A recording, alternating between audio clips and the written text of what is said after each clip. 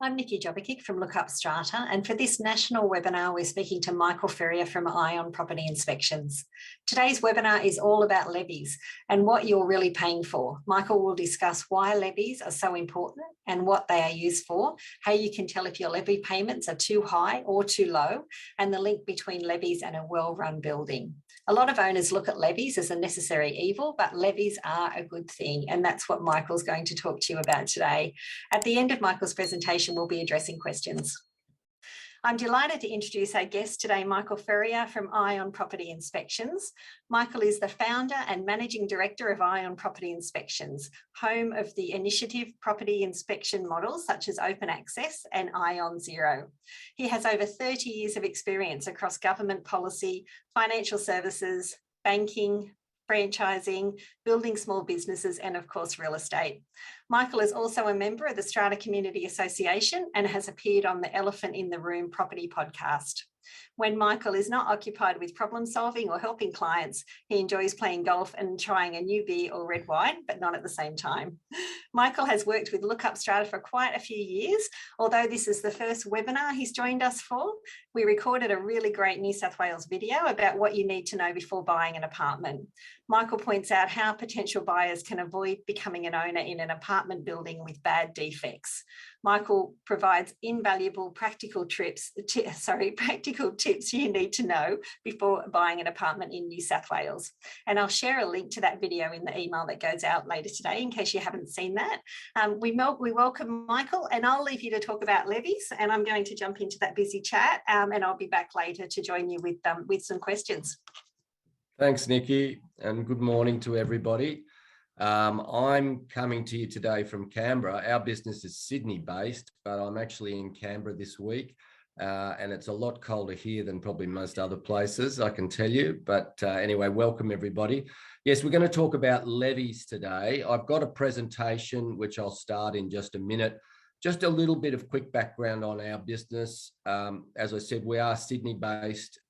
We do inspections of the records of thousands of strata plans, apartment buildings every year. So we see a lot in terms of what's going on in various buildings, big, small, good and bad. And so a lot of what I say today comes from those experiences. So let's get into it. Let me just share my screen with you and we'll get this presentation up and going. And there we go. So strata levies, what are you really paying for? So they're a necessary evil, as Nikki said, and everybody who lives in an apartment will need to pay levies. Normally, sorry, let me just get that going. Okay, there we go. Now, normally you're going to pay two types of levies if you're an apartment owner. And those levies are broken up into two very distinct buckets. The first bucket is going to be your admin fund levies.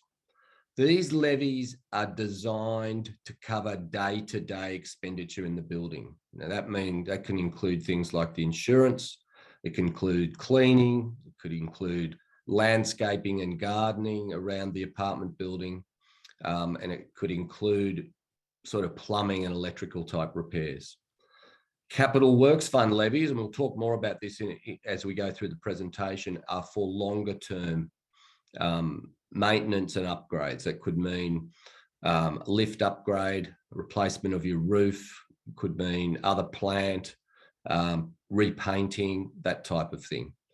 The third type of levy, which is generally a type of levy that owners will want to avoid, is special levies. So these are generally unplanned levies or arise in situations where there's not enough money in either of those two funds. And we'll talk a bit more about that as we go through the presentation.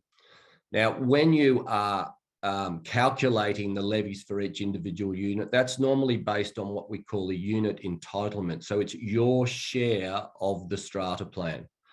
Now, the idea is that each apartment share is based on their size of their apartment as compared to the other apartments in the building. And then obviously everybody's also sharing the costs for common areas and so on as well.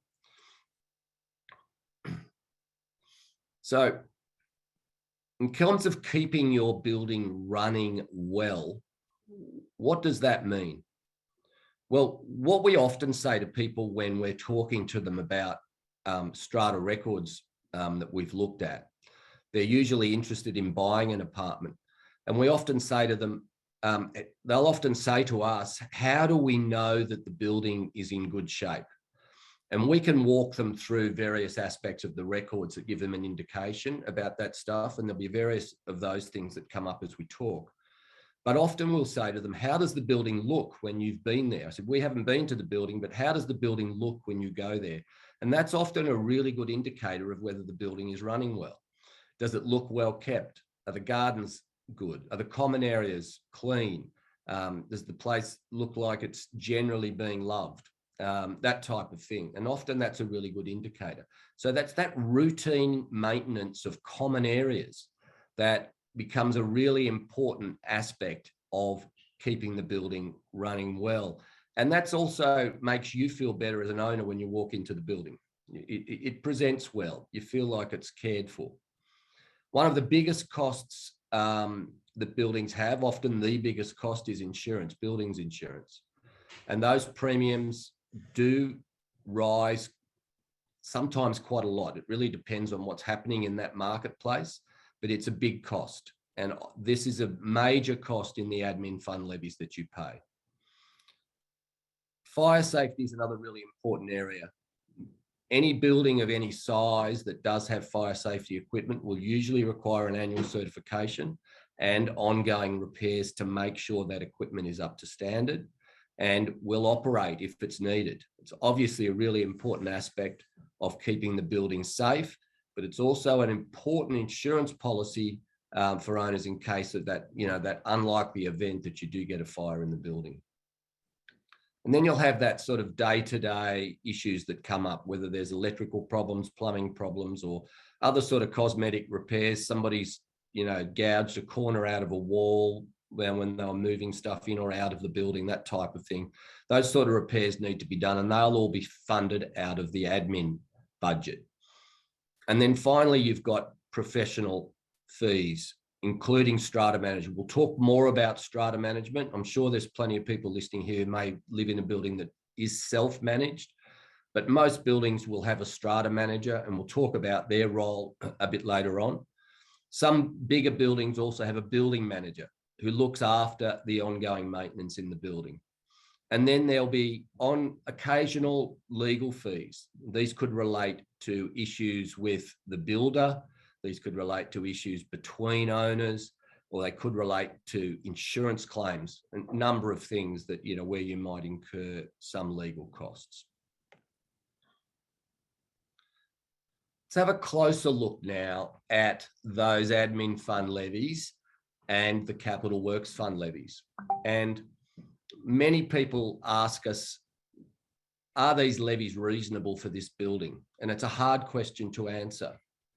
It often depends. So the amount of the levies can often depend on the level of facilities that are in a building. So a building that's fairly basic, that doesn't have any lifts, doesn't have that much in the way of gardens, or doesn't have facilities like swimming pools and gyms, will obviously have much lower levies than a building that does have all of those things. If no matter what the size of the building is, then obviously the idea of the admin fund levies is that they should generally cover the day-to-day levies, the day-to-day expenditure in the building over a year. And a budget should be put together to estimate that. And clearly, year to year, you can see what that expenditure is. So we wouldn't expect to see a big surplus in an admin fund necessarily, but we also wouldn't expect to see that admin fund running as a deficit year on year. If either of those things are occurring, it gives you a bit of a hint that perhaps the levies are too high or they're too low. Obviously, the usual situation we see is that the admin fund levies might be a bit low, and we often see situations where that admin fund is running at a deficit. And what will happen then ultimately is that the owners will need to raise a special levy to rectify that deficit. In the case of the capital works fund levies, this is like a savings plan. You're putting in your levies on a quarterly basis, and that money is then going into a fund to cover future expenditure in the building. Now, the amount of those levies on a quarterly basis is normally based on a forecast that will be prepared by a quantity surveyor or somebody else who's got some expertise in estimating the useful life of the various elements in the building and then forecasting the future cost of replacing those things. We're talking about all sorts of things here. It could be the roof, could be lifts, could be painting, for example. So those items will be estimated and included in a forecast. That forecast, most buildings around Australia need to have this forecast. Now, it depends on what state you're in, how that works, but generally it's either described as a sinking fund forecast or a capital works fund forecast or a 10-year maintenance plan forecast, depending on the state. So the idea is that you use that forecast as a basis for your capital works fund levies. In most states, it's not compulsory to follow that forecast, and we see many situations where buildings don't follow the forecast. Now, in some cases, they actually raise more levies than are recommended, and that's conservative. But in a lot more cases, we see buildings raising a lot less. And then we see periodic situations where they need to raise special levies, one-off amounts, and these can be considerable amounts, to cover the cost of replacing a lift. All of a sudden, these things become an emergency. They have a problem with hot water or whatever it is, and all of a sudden they don't have the money to replace something. It becomes a big problem. They have to raise funds from the owners to do that. So if you're looking at a building where there's been a history of special levies to cover capital works costs, it's a great indicator that those levies are too low and need to be increased. Now, a strata manager can help you a lot with these budgets. One of the roles they do play is working together with the owners to put together budgets for the admin fund and put together budgets for the capital works fund. And obviously, those budgets need to be presented to the owners at an annual general meeting or an extraordinary general meeting. And that's one of the many compliance things that strata managers help you with, whether it's calling the required meetings, making sure the building is properly insured, making sure the levies get sent out to the owners, get collected, chasing up owners who are behind on their levies, dealing with situations when owners want to make renovations in their properties and they need to get approval from the owner's corporation to do those renovations. Strata managers help with all these things, and they do play a really important role in the running of the building. And having a good strata manager will be one of the most valuable things that an apartment building can have in terms of making sure that it's well run. They can also help where there are disputes or negotiations that need to take place between, it could be the builder of the apartment building, it could be between owners, it could be to do with a contractor that's come into the building. There's a whole lot of areas where the strata manager can get involved and add some value. Many owners think that the cost of strata management is high and they don't see the value. There's a lot going on in the background that strata managers do for owners that you don't necessarily see and you may not appreciate, but they are an important part of running a good building. And we see that a lot. The good strata managers really help owners to run a good building. And we'll talk a bit more about that in relation to strata committees. So in an apartment building of any size, it would be cumbersome for all of the owners to have to agree on day-to-day matters in the building. So generally what happens is that a representative group is elected, usually at an AGM, to become a strata committee. That is the owner's representatives in the building. And they normally have some delegated power so they can make ongoing decisions about repairs and maintenance so that all owners don't need to be bothered or kept involved with all these things. And they also become the link between the other owners and the strata manager. So a lot of the communication that goes on with the strata manager happens between the owners and the strata manager, the strata committee and the strata manager. And the operation of that committee, how active they are, how positive they are in terms about the standard they want for the building will also influence how well the building is run. So having a good strata committee is really important for having a good building as well. And that strata committee can also have input into budgets. So the strata manager will often prepare a budget for a building, and the strata committee will have input into that. Do we need to spend that money this year? Can we put it off? Really, we should be making an allowance for this work because we think that that's going to be a problem this year, that type of thing. So the strata manager will use perhaps a standard template, and then it can be fine-tuned with input from the strata committee. So they do perform a really important role there. In really good buildings, we'll often see that the strata committee, the treasurer or the chairman will do an annual report to the other owners about what's happened in the building, what we're doing, where we're headed, what are we trying to achieve in the next 5 years. And that's great. It makes it really easy for people who are owners in the building or are thinking of becoming owners in the building to understand exactly what's happening and what the attitude is. In some cases, the wrong strata committee can also be bad for a building because they can influence how money is spent, and the personal priorities of strata committee members can get in the way of what is best for the community. And it's always good to remember that you live in a community, and that and therefore the decisions that are made need to be taken with the best interest of the community. So you need to be a bit aware that there is some power attached to being involved in the strata committee, and in a small number of cases that power can be abused, and that often can see itself present where strata committee members will lobby to get votes, so that when they want to propose a particular avenue or a particular way forward in the building, they can achieve what they want because they've managed to get proxies from a percentage of owners, and can, in a way, can control the vote in the building. Now, these are unusual situations, but it can happen, and something just to be aware of because it can create big issues in a building.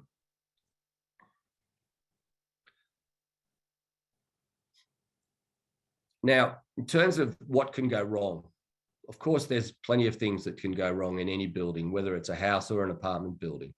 But one of the most common things that we see is low levies.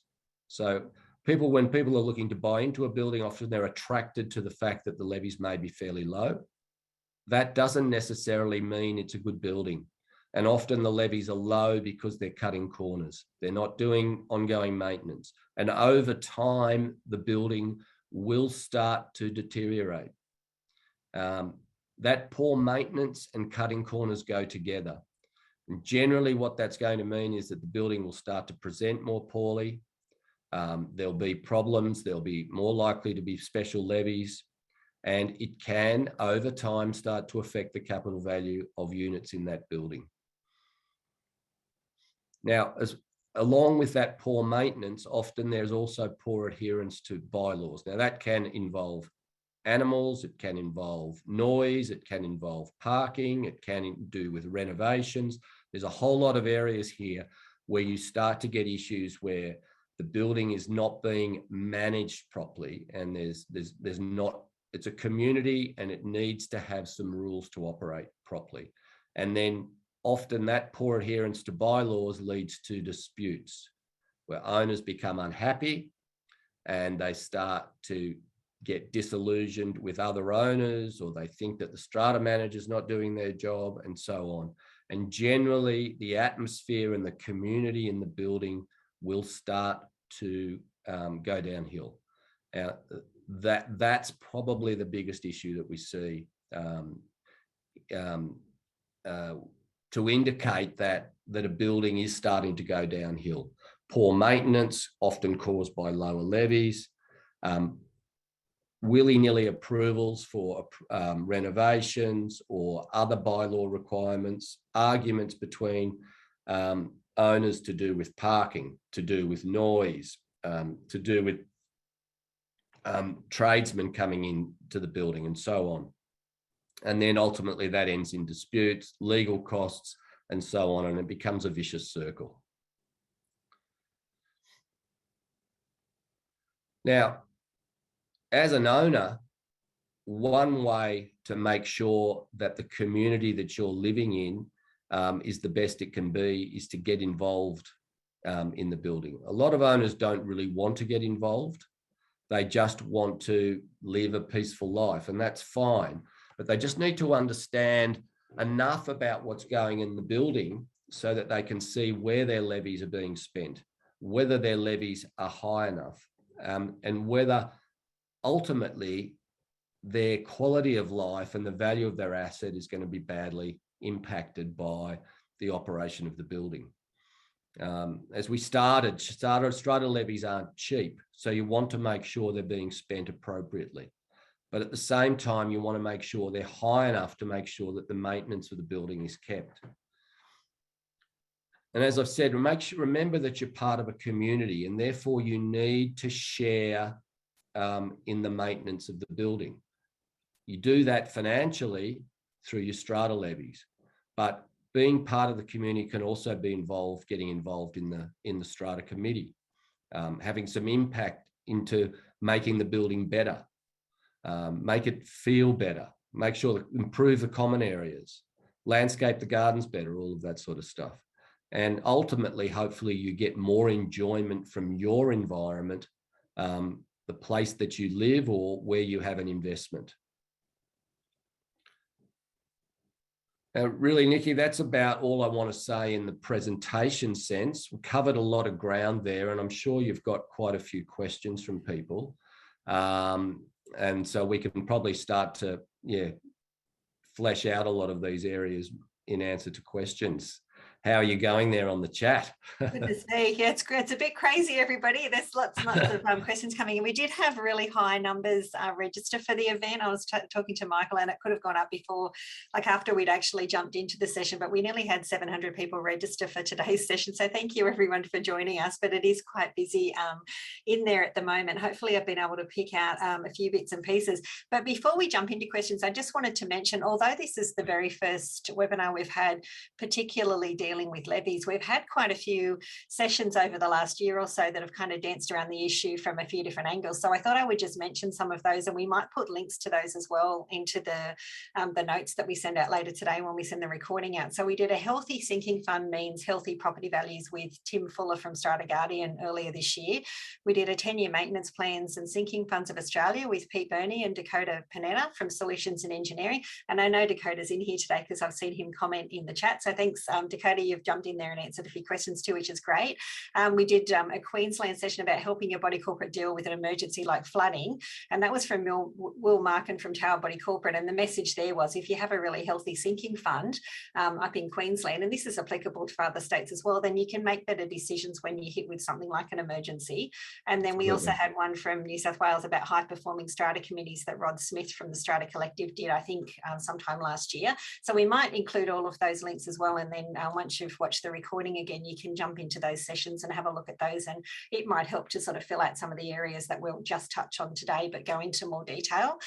So yeah, but that was fantastic, Michael, really great information in there. I had put that last slide that we've got up on the screen now as a bit of a teaser in the email that I sent out this morning to people. So yeah, I'm sure that that piqued a bit of interest, and that's why some people have jumped in today too to see what else you had to say, but that was really great.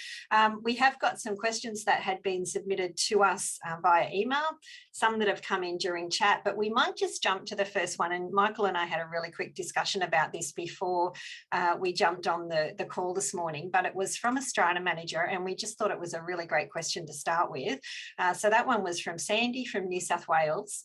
So even though I'll mention the state, a lot of these questions are applicable to other states as well. So the terminology may be a little bit different, and there may be a bit of a different nuance because of the legislation. But I think, Michael, we can say that the overarching concepts that we'll be talking about are applicable in most states. Yes, I agree. Yeah. Okay, great. So this is Sandy from New South Wales. As a strata manager, my legal and professional obligation is to prepare each financial year's budget based on the previous year's expenditure, awareness of what, if any, capital works are coming up, taking the capital works fund plan into account, and uplift to utilities based on CPI and known increases in the particular industry, and insurance premiums based on any valuation increases and claims. This is a measured and calculated process. Whether it's a building of 10 lots or 110 lots, this is the most sensible and realistic approach. Depending on the level of interest and involvement shown by the committee, I'll advise the members of the end result. But then a committee simply says no, usually because this process results in even a small but necessary increase in the levies, and they insist on unrealistic figures that they have come up with that won't cover the basics for the next 12 months, which could result in the need for an EGM to top up during the year, which, as the strata manager, then becomes my fault, and they see this as poor management. How do you suggest engaging the committee other than presenting as above the basis of the calculations to help them understand the need for an increase based on facts? It's a difficult one, but I do think it's a fairly common thing, and I alluded to this during my presentation, is that the strata committee do have a certain amount of power here. The strata manager's role is important, and what they've done in preparing the budgets here is obviously an important part of their role, and it's an informed budget based on history and based on their experiences in looking after a number of buildings. And then it must be so frustrating for them then to have the strata committee just say, sorry, no, we don't care about that. We want a budget that's 20% less than that. So it's difficult. I think trying to explain to the owners the consequences of low budgets over time, and this is what I was talking about in terms of cutting corners and poor maintenance, is the consequence to them can be a reduction in the value of their properties over time, and also can be a reduction in the safety of the building. It can be a reduction in the enjoyment of them and other owners as well. So perhaps trying to explain the consequences of those low budgets is one way to approach it.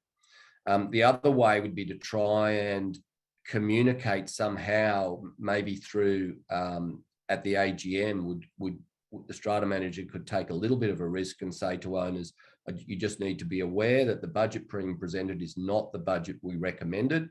It's a budget that's been decided by the strata committee. And we think you also need to take into account these issues in relation to budget requirements. That might be another way to communicate the fact that you are trying to look after their best interests to the broader owner group. But it is a difficult situation, and the strata manager probably feels like they're being hung out to dry in this situation. So I totally understand.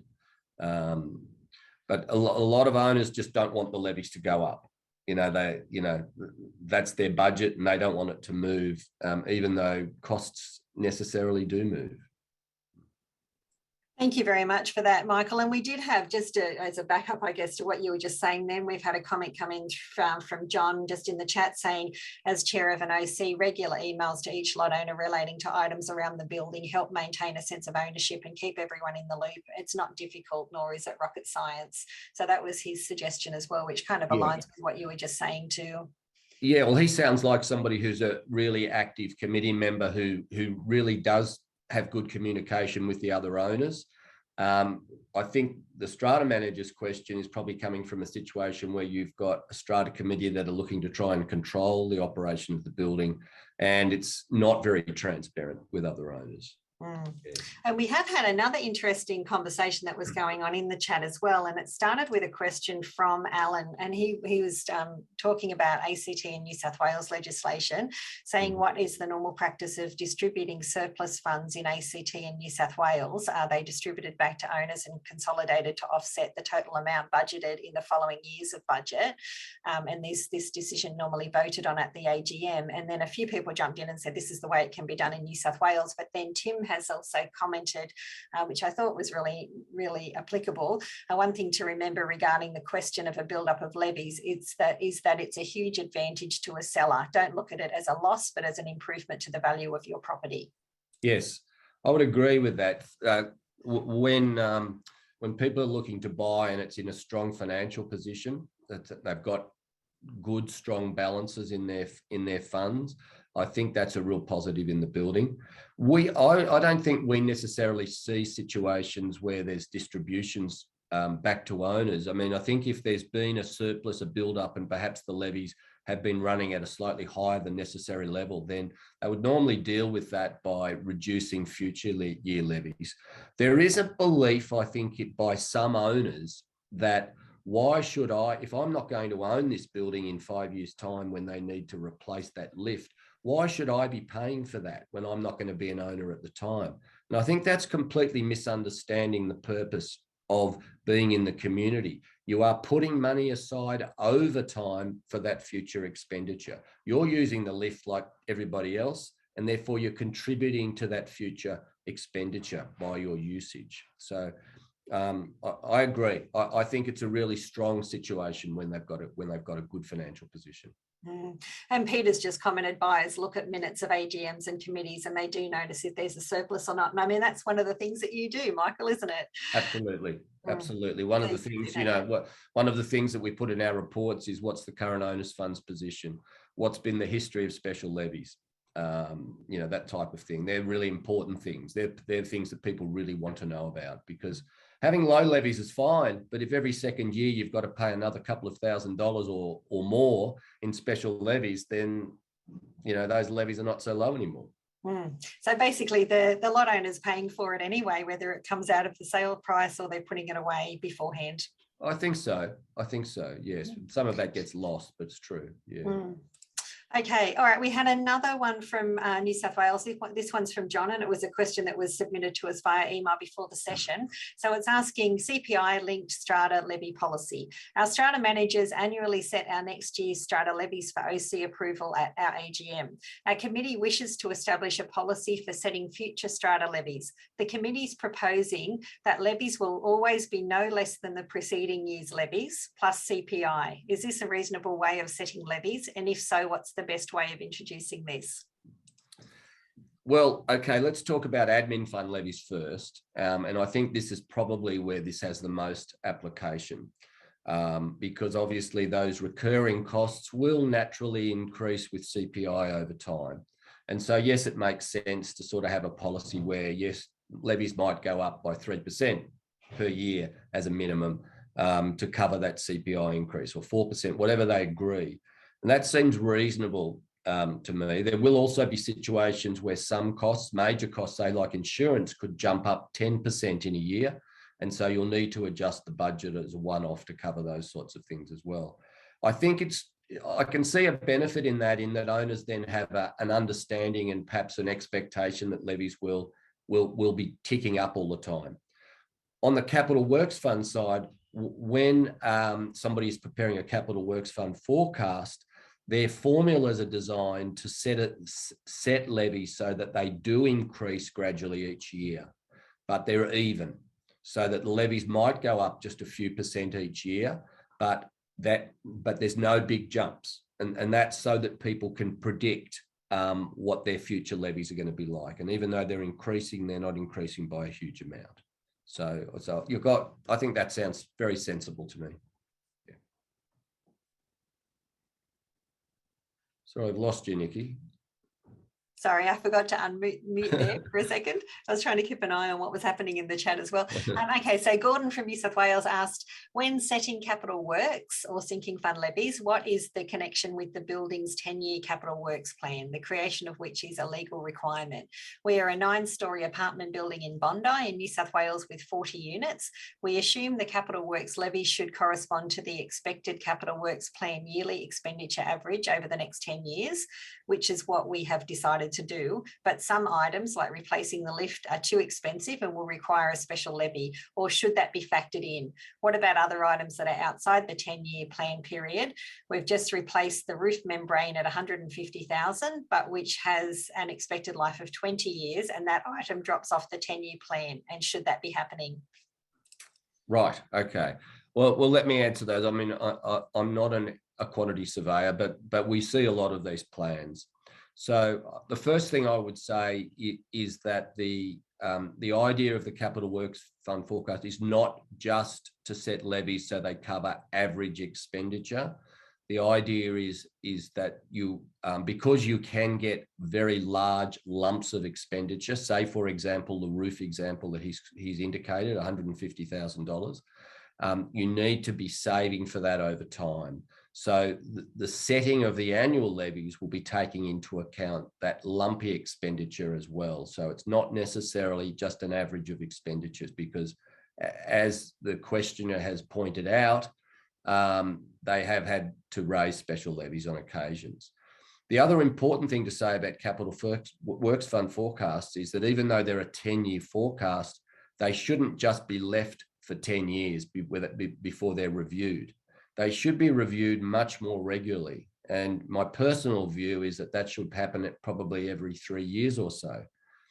Two reasons for that. One is expenditures change over time.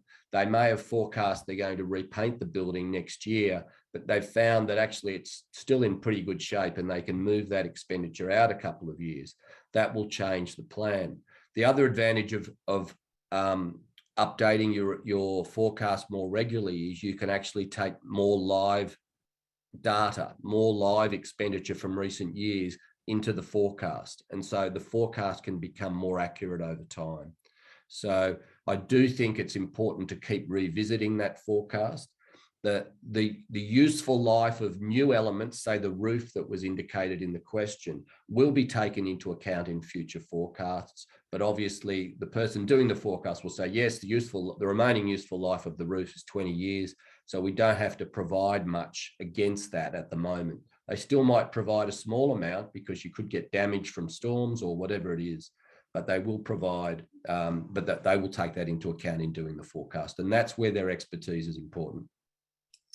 Okay, and we did cover this. We had in the session that we did on maintenance plans at the start of the year, there was a question that came in from somebody asking about projecting forward for a lift replacement, and it did include some of the calculations. So I might include a link to that as well, and people can jump and have a look at that. But yeah, definitely. And there was a point that Colin had made, which is, I thought was interesting. A critical point when doing a 10-year plan is to balance visual with non-visual projects. And this does not happen naturally, as often the engineering input overrides the visual. Noted that risk assessment is critical. Yep, that's true. And so I suppose painting is an obvious one that's very much a visual thing. And even though painting may supposed to last 10 years, it just depends what's happening in that building, you know, whether it's affected by weather events and so on. It may not last as long, or it may last longer. And what else is happening underneath the paint layer? Yes, true. Okay.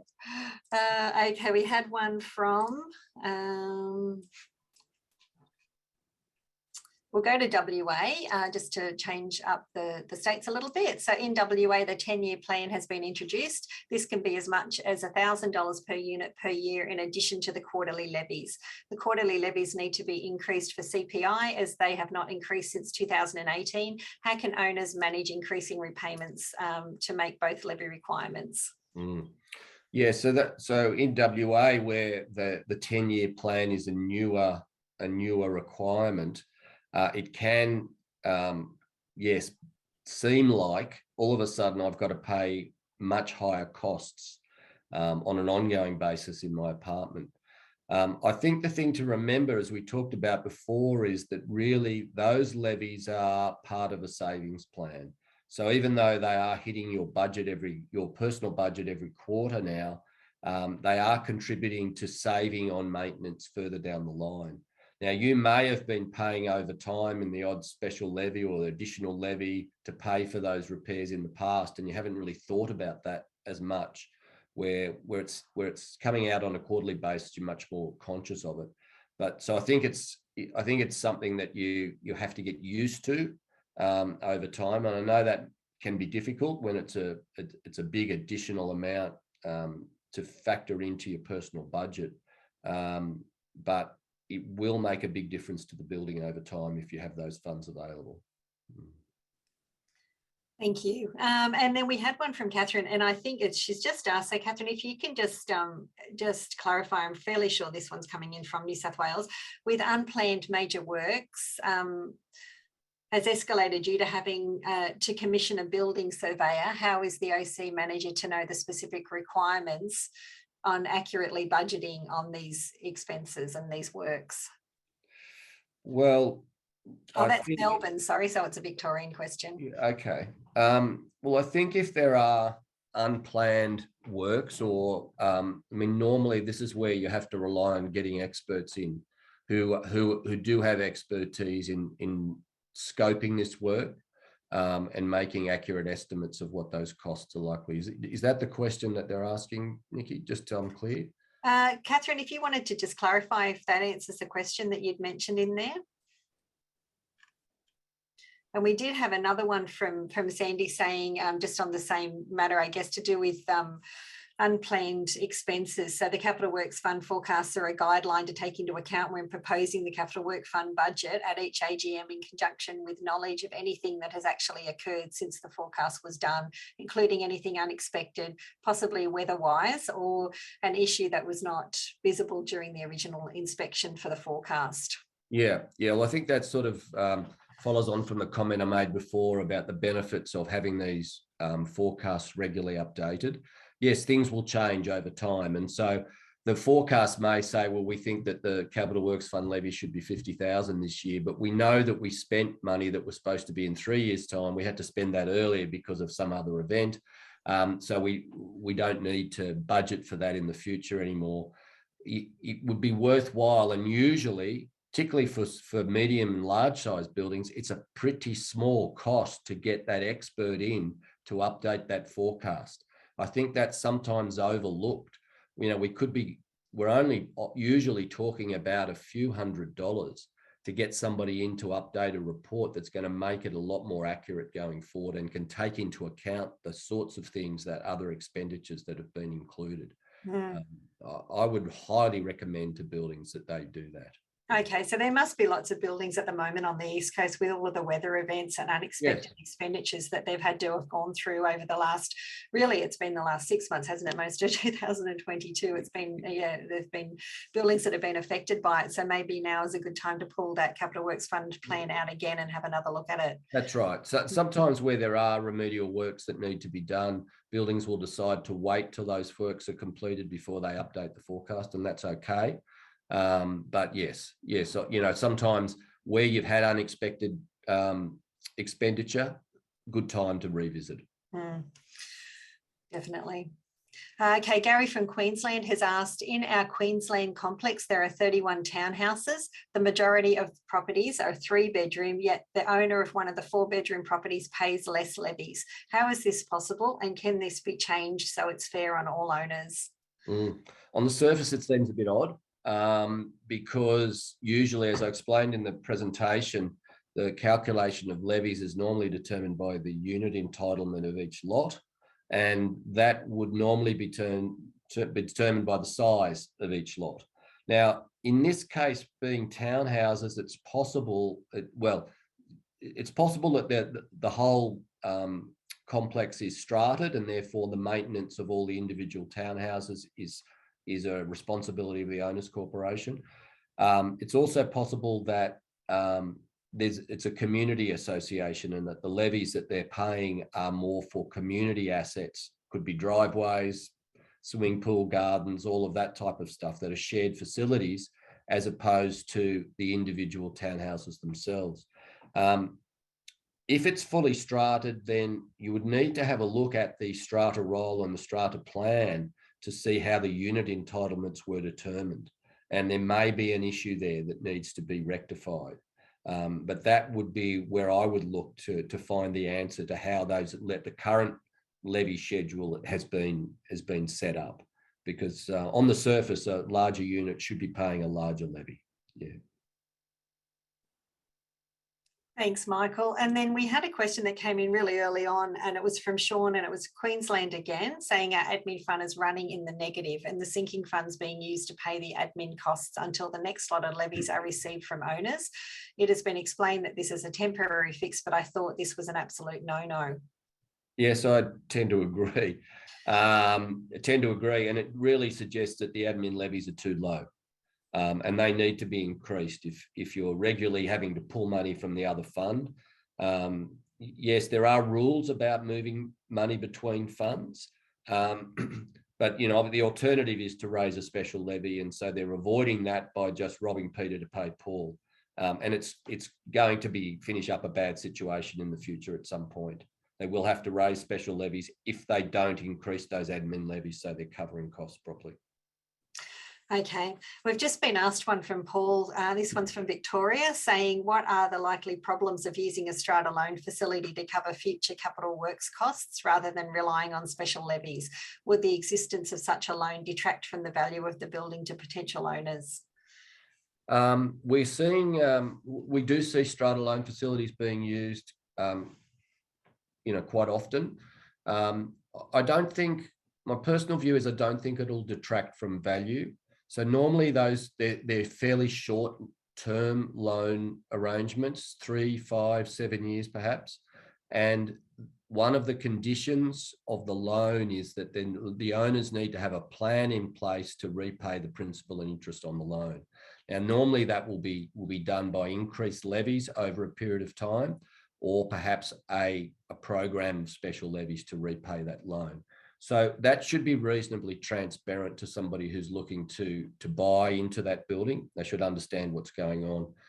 Strata loans can be a good way to allow owners to spread out the cost of an unexpected event. So you need to spend the money now, but you don't want to have to pay it all up front.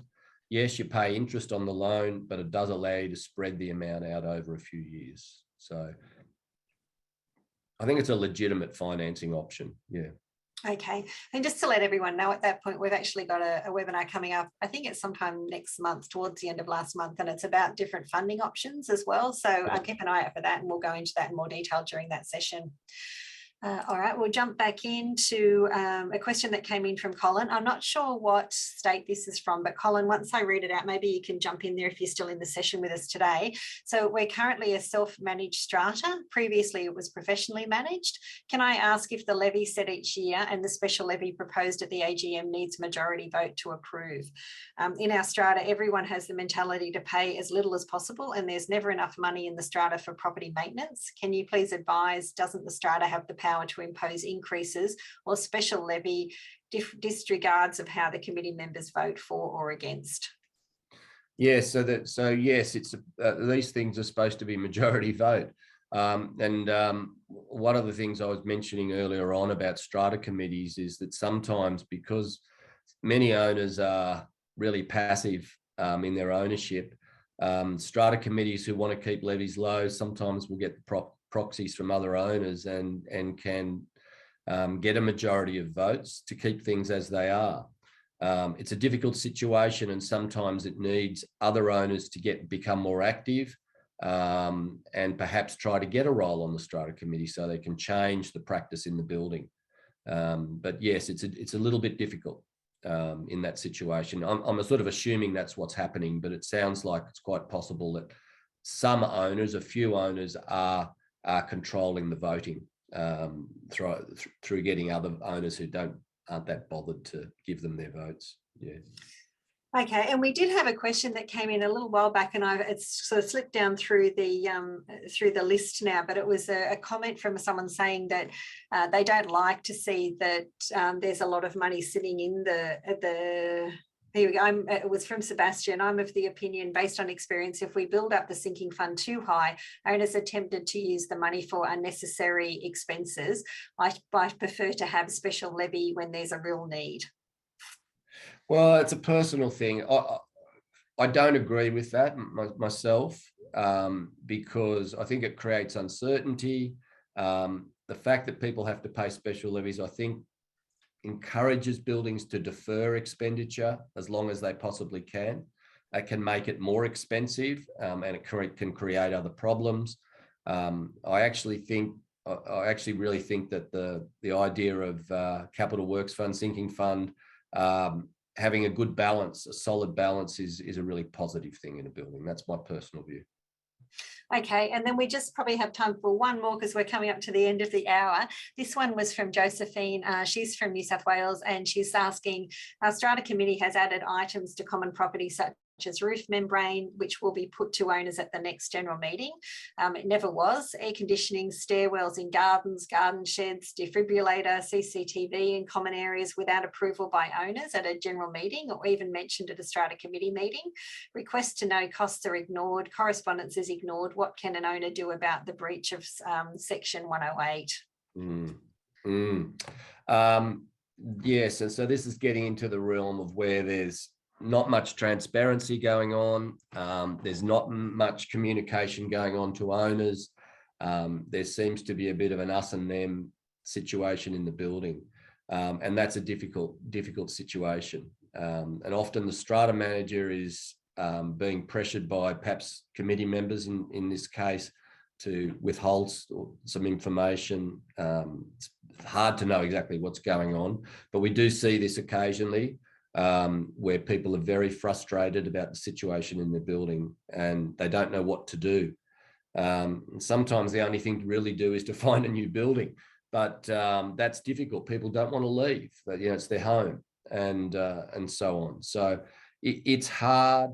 There are tribunal mechanisms in various states where you can take action, and it may be worth looking at. There are some costs associated with that, but it may be the only way to do it. If you can communicate with the strata manager directly, there may be an opportunity to try and find a little bit more of what's going on there as well, but it's not an easy situation. Okay, and there have been a few comments as well come through to say inspect the books and the records. And is that something Yes. a lot owner, obviously an existing lot owner in a building, can get in touch with a company like yours, Michael, and have you do an inspection of the records to get back to them with information about what's going on? Absolutely, that's true. Any owner can inspect the records themselves, but often it's a bit of a minefield trying to understand where all the information is. And to put it together. So we do get approached periodically by owners in this situation where they ask us to do an inspection of the records, so that they can get a complete picture of what's going on in the building. And so that's certainly an option. And it doesn't always solve the problem though. It just gives them more information to take to the next stage, which say a tribunal type thing or a mediation type thing. Yeah. Okay, excellent. I'll just quickly say that if any topics that have come up today, if people really like to get some more information, I'm happy for them to contact me directly. I'm happy to sort of help them if I can. So they can email us at info@eyeon.com.au or call us on our 1300 number, which is on our website, eyeon.com.au. Excellent. No problem. Yeah, that's wonderful. Thank you so much, Michael, for you often provide us with information, and we're very grateful for that. And thank you for putting that offer out there. And we will include Michael's contact details as well on that email that we're sending out later today. So you can definitely get hold of him and have a chat if you need to about exploring some of those options. So yeah, thank you very much for sharing the time. Michael, I think we always ask you if you've got some information you'd like to share with us. We didn't get to have a chat about that before. That's all right. Yeah, did you want to share some information with us? Or no, look, one of the big issues that we have in our business is the quality of the records that are kept for buildings, and that is a thing that owners should be very aware of. And often there's issues with the quality of records when they transfer from one strata manager to another, and so on. And so we're looking to see if we can provide some help to owners and to strata managers in that area at the moment. So it's an area of service that we're looking at the moment. So yeah. Excellent. That sounds really interesting, and hopefully we'll be able to bring some more news about that to our audience as well when you're moving forward. Okay, that's wonderful. Thank you for that. If you enjoy our webinars and you refer back to the recordings regularly, if you could do us a huge favour, we'd be really, really grateful for it. You can head over to our YouTube channel and hit our subscribe button, or like and comment on the videos that come up. Thank you again, Michael. Thank you to everyone who's jumped in and joined us for today's session. They're almost record numbers today, so it's really great to see. And yeah, we'll see you over one of the sessions over the next few weeks. And Michael, we'd love to have you back at some point to discuss another area of strata as well. Love to do it. Excellent. Thank you very much. Stay warm down there in Canberra. Thank you. Okay, thanks everyone. Bye. All right. See you later. Bye-bye. Thanks for joining us for this educational session. If you gained value from the information, please like this video. You can also engage further with LookUpStrata by subscribing to our YouTube channel, or by being kept informed about Strata news via our regular newsletters. Our subscribe link is listed in the description box below.